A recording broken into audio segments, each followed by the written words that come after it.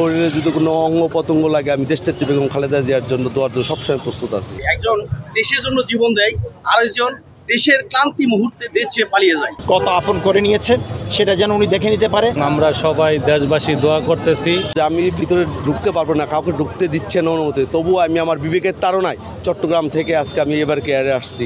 আমাকে নেত্রীকে অন্তত কাছ থেকে তার জন্য আল্লাহর কাছে দোয়া খায়ের করার জন্য। শরীরে যদি কোনো অঙ্গ পতঙ্গ লাগে আমি দেশনেত্রী বেগম খালেদা জিয়ার জন্য দোয়ার জন্য সবসময় প্রস্তুত আছি। এবং আমরা বিগত দিনে দেশনেত্রী বেগম খালেদা জিয়ার জন্য যেভাবে সাড়া দিয়েছি এবং আগামীতেও দেব, এই জিয়া পরিবারের সাথেই থাকব। এই জিয়া পরিবার হচ্ছে সবচেয়ে নির্যাতিত পরিবার, যে পরিবার এই দেশের জন্য যে ত্যাগ স্বীকার করছে, বাংলাদেশ আর কোনো দ্বিতীয়টি আর নেই। আগামী ত্রয়োদশ জাতীয় সংসদ নির্বাচনে অন্ততপক্ষে উনি দেখে যেতে পারেন যে বাংলাদেশের মানুষ ওনার দল এবং ওনাকে শহীদ প্রেসিডেন্ট জিয়া রহমানের দল বিএনপিকে কত আপন করে নিয়েছে সেটা যেন উনি দেখে নিতে পারে। এবং যারা পতিত সরকার তারাও তাদের জন্য যেন এটা আগামী দিনের জন্য একটা শিক্ষা হতে পারে।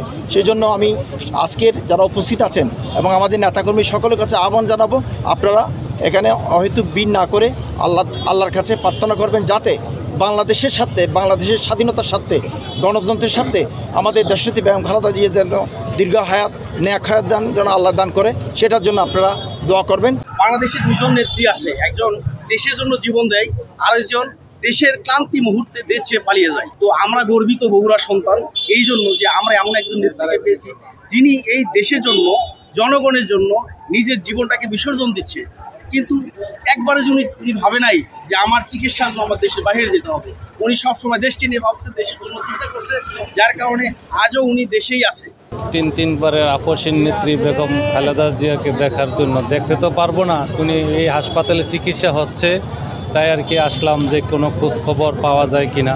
ওনাকে আজকে নিয়ে যাওয়ার কথা ছিল এই যুক্তরাজ্যে, কিন্তু আজকে নেওয়া হয় নাই, সম্ভবত রবিবারে নিবে নাকি।